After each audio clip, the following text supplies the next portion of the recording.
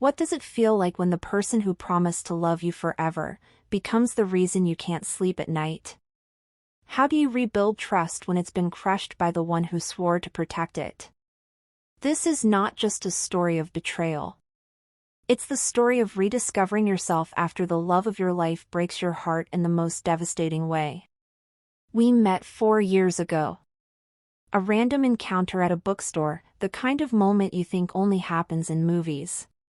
He was standing by the travel section, holding a copy of Into the Wild.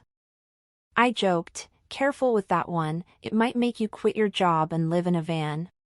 He laughed, I laughed, and from that second on, it felt right. His name was Ethan. Tall, calm, and kind, or so I thought. The kind of person who listened like every word mattered. At first, he made me feel seen in a way no one else ever had. Morning texts.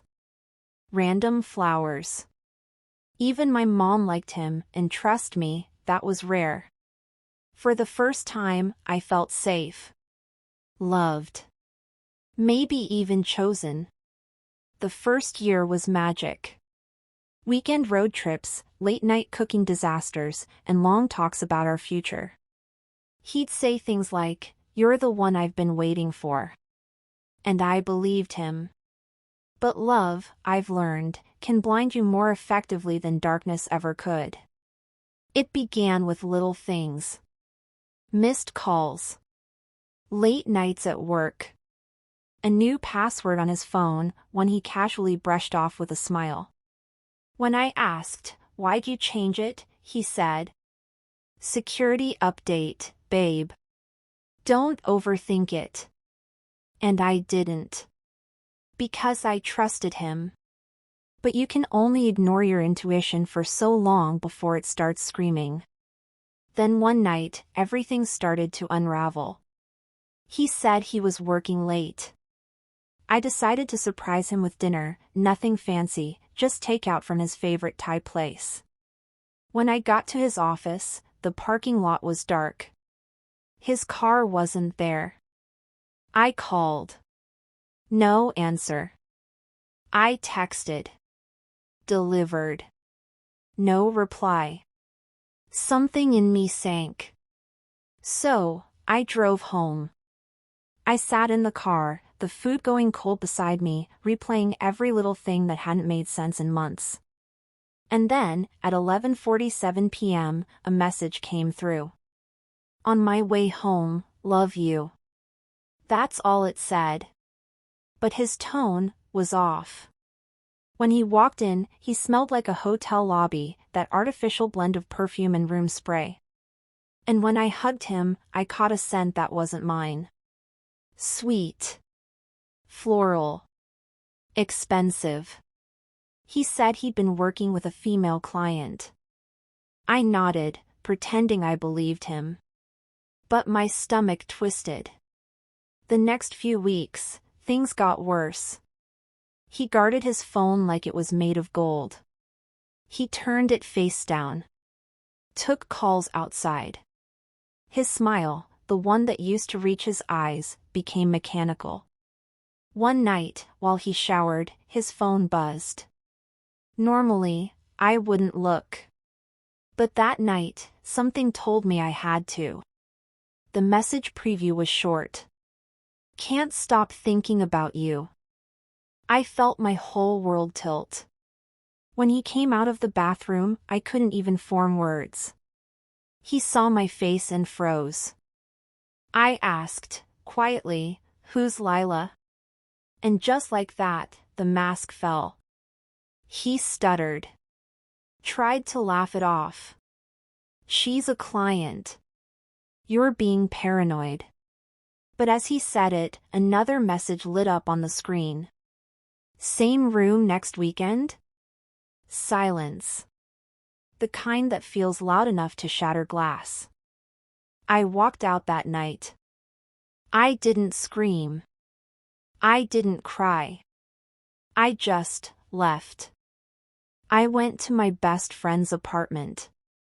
She didn't ask questions, just handed me a blanket and said, "When you're ready." That night, I realized heartbreak doesn't always come with tears.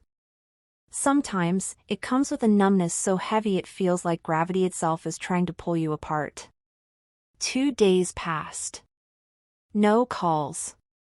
Then suddenly, 3 missed calls from Ethan. A text, "Please talk to me." It's not what it looks like. Isn't it funny how every liar says that? When we finally met, he looked broken, but not the kind of broken you get from guilt. More like the kind that comes from being caught. He said, "It was a mistake. I didn't mean for it to happen." And I said, "A mistake is forgetting an anniversary, not checking into hotels." He begged. He cried. He promised. But love built on lies doesn't survive the truth. I blocked him. Changed my number. Moved apartments. For weeks, I tried to erase him, deleting photos, throwing away gifts, unfollowing mutual friends. But the memories stayed. They always do. Until one day, I got a message request from someone named Lila. She said, "I think we need to talk. I didn't know about you." At first, I didn't reply. I didn't owe her anything. But curiosity, and maybe closure, got the better of me. We met at a small cafe downtown. She looked nervous. Kind eyes. Trembling hands. When she spoke, it all spilled out. Ethan had told her I was his ex, some clingy girl who couldn't move on. He'd been seeing her for almost a year. A year. That's when I realized he hadn't just cheated, he'd lived a double life. Lila showed me messages, receipts, even photos. I recognized the jacket he wore, the watch I bought him, the vacation spot we once dreamed of visiting together. Every detail was like a knife twisting deeper. But instead of turning against each other, something strange happened. We laughed. At the absurdity. At his lies. 2 strangers, connected by heartbreak, finding solidarity in the mess he created. And that's when the idea hit us. We decided to meet him, together. No yelling, no chaos. Just truth. So, we texted him. "Let's talk." 5 p.m. Cafe Luna. When he arrived, he looked confident, probably thinking he'd smooth things over with charm and manipulation. But when he saw both of us sitting there, his face drained of color. He tried to speak. We didn't let him, //. I slid his phone across the table, unlocked, courtesy of Lila. Every message, every lie, every receipt. Then I said, "You played both of us. Now we both know. Goodbye." And we walked out, together. No tears. No second chances. That, right there, was the real closure. Months passed. Healing wasn't easy. There were nights I missed him, not because I wanted him back, but because I missed who I thought he was. But slowly, I rebuilt. New hobbies. New routines. New peace. The kind that doesn't depend on anyone else's loyalty.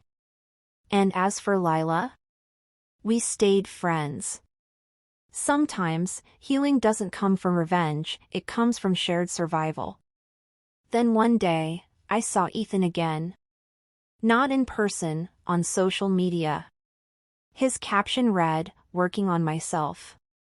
I smiled. Not out of bitterness, but freedom. Because I no longer needed to prove anything. Here's what betrayal teaches you. It shows you who you are when everything falls apart. It strips away illusions until all that's left is truth and strength. And that's when I realized. I didn't lose love. I lost someone who was never capable of giving it. So, to anyone watching who's been cheated on, lied to, or betrayed, listen carefully. You are not broken. You are not unworthy. You are simply being redirected towards something and someone better. Sometimes, the most shocking betrayal becomes the most beautiful beginning. If this story touched you, tell me in the comments. Have you ever been betrayed and found your way back to strength? Share your story, someone else might need to hear it. And if you love powerful, emotional stories that remind you how strong you truly are, don't forget to like, subscribe, and check out the next video on screen right now. Because healing is just the start of your comeback.